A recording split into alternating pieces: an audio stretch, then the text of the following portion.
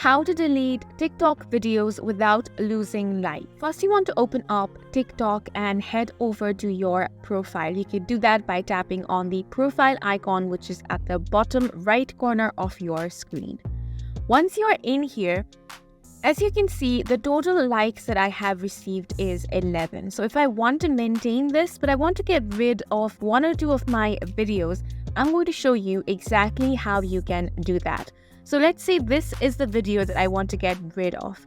Here it has 8 likes. I don't want to lose these likes, but I want to delete this video. So for this, what you can do is tap on the 3 dots.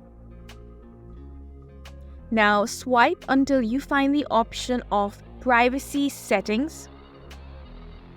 Now you want to tap on only me where it says who can watch this video. Once you do that, let's head back. As you can see, that video is removed from here. Only I can watch this video, but other people won't be able to view this video. So you can simply head over here to watch that video, but people won't be able to see it. So this is how you can delete or remove TikTok videos without losing your likes. And that is it for this video. We hope you guys found it helpful. Please make sure to hit the like button and subscribe for more helpful tutorials.